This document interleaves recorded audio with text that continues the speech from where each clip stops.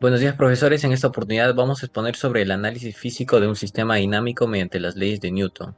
Los integrantes son Frank Erickson, Adriano Facundo, Mefi Gadiel y Liz Mayerly.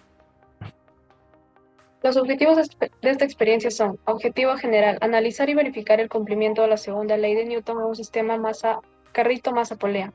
Objetivos específicos: realizar el DCL de cada componente del sistema, elaborar las gráficas con los resultados obtenidos y hallar la aceleración de algún elemento del sistema.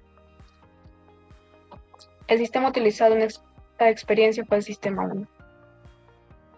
Procedimiento: los materiales utilizados fueron un carrito, disco de inercia, portapesas, polea móvil, polea fija, una masa adicional, y los equipos de medición fueron balanza, regla electrónica y un programa de medición que es el Lawyer Pro.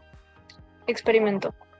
Para el experimento, jalamos el carrito 40 centímetros, inicializamos las mediciones en el Logger Pro, soltamos el carrito y capturamos las medidas. Resultados. En primer lugar, tomamos las medidas de los elementos del sistema. Aquí tenemos las masas y aquí las longitudes. Los datos obtenidos por los sensores en el software Lawyer Pro fueron tiempo, ángulo, velocidad y aceleración. Y estas son las gráficas obtenidas directamente en el software. Y a partir de los datos obtenidos, en un Excel elaboramos los gráficos de ángulo, velocidad y aceleración frente al tiempo. Cuestionario. La pregunta 1 nos pide presentar el análisis del sistema mediante leyes de Newton, presentar el DCL de cada elemento involucrado del sistema. En el caso del carrito tenemos una tensión, dos normales, el peso del carrito y la fuerza de fricción. En el caso de la polea fija tenemos dos tensiones, el peso y la reacción sobre la polea. En el caso de la polea móvil tenemos tres tensiones y su peso. En el caso del portamasas, una tensión y su peso. La pregunta 2 nos pide calcular la aceleración de cada elemento del sistema y para ello calculamos el radio de la polea fija y hallamos su radio interno y su radio externo a partir de su diámetro. Para la aceleración del carrito nos damos cuenta que es la misma aceleración tangencial de la parte externa de la polea fija y su fórmula sería aceleración angular por radio externo. Y para la polea móvil nos damos cuenta que es la misma aceleración tangencial que la parte interna de la polea fija. Por lo tanto, su fórmula sería aceleración angular por radio interno. Aquí vemos la gráfica de la aceleración tangencial de la polea fija y con sus datos. Aquí vemos la aceleración lineal del carrito y sus datos. Y para calcular la aceleración tangencial de la masa, utilizamos la siguiente relación: un medio de la aceleración de la polea, y de igual manera con su gráfica y sus datos. Pregunta 3. Presentar gráficas de posición, velocidad y aceleración del portamasas y carrito. Primero tenemos las gráficas de portamasas. Aquí la gráfica de posición, en la cual observamos que a medida que avanza el tiempo, la posición del portapesas se va alejando de su posición inicial. Acá tenemos la gráfica de velocidad, en la cual se observa que la velocidad del portapesas aumenta de forma creciente.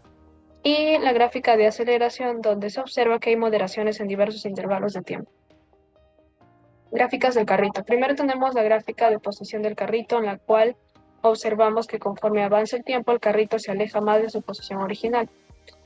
En la gráfica de velocidad observamos que conforme avanza el tiempo, la velocidad del carrito es creciente. Y en la gráfica de aceleración observamos que hay moderaciones en diversos intervalos de tiempo, debido principalmente a una fuerza variable que actúa sobre el carrito. La pregunta 4 nos pide explicar qué factores externos afectan al sistema y cómo podrían ser cuantificados para tener un resultado exacto. En este caso hemos considerado la fuerza de fricción que puede generar cambios con respecto a las llantas del carrito al desplazarse y también las cuerdas sobre las poleas. En este caso se podría calcular el coeficiente de fricción con un equipo medidor como el que se muestra en pantalla. También hemos considerado la resistencia del aire que puede actuar sobre el portapesas y el carrito, la cual puede ser calculado con un anemómetro. En la pregunta 5 básicamente nos pide hallar dos maneras de hallar la aceleración de algún elemento del sistema. Y nosotros hemos hallado dos maneras, la cual es cinemática y por segunda ley de Newton. En cinemática consiste en la variación de la velocidad en un intervalo de tiempo y básicamente agarramos la velocidad en el tiempo 1,95 y en el tiempo 0,95. Y sacamos la aceleración angular, la cual es 11,267 y luego lo multiplicamos por el radio interno, saliendo 0,184. Mediante la segunda ley de Newton es igual a la suma de torques sobre el momento de inercia. Ahí básicamente sacamos el promedio de la aceleración de toda la tabla y nos salió 11,0968. Lo multiplicamos por el radio interno y nos sale 0,181. Y ahí también está la gráfica correspondiente. Observaciones. Hay un margen de error con respecto a las mediciones de los instrumentos, al igual que el cálculo en cada pregunta correspondiente. No se puede saber de manera exacta la altura con la cual desciende el portamasas. Puede haber un error al inicio del experimento, ya sea por una mala calibración del sistema, y puede haber un retraso al momento de soltar el carrito. Conclusiones. Se puede evidenciar que lo aprendido en clase nos ayuda a comprender cómo funciona la aceleración y en sí otros fenómenos en la vida diaria, y que detrás de ella hay mucha matemática y física.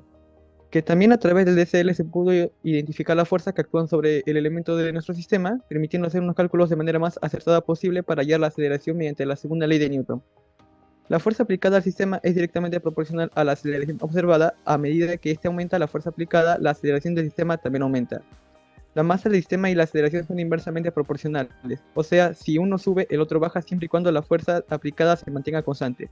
Y finalmente, la segunda ley de Newton permite determinar experimentalmente cualquiera de las variables desconocidas en el sistema, ya sea fuerza, masa o aceleración, siempre y cuando se conocen al menos dos de ellas.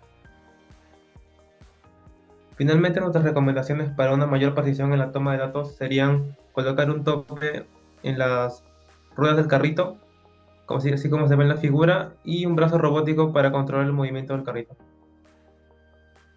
Gracias.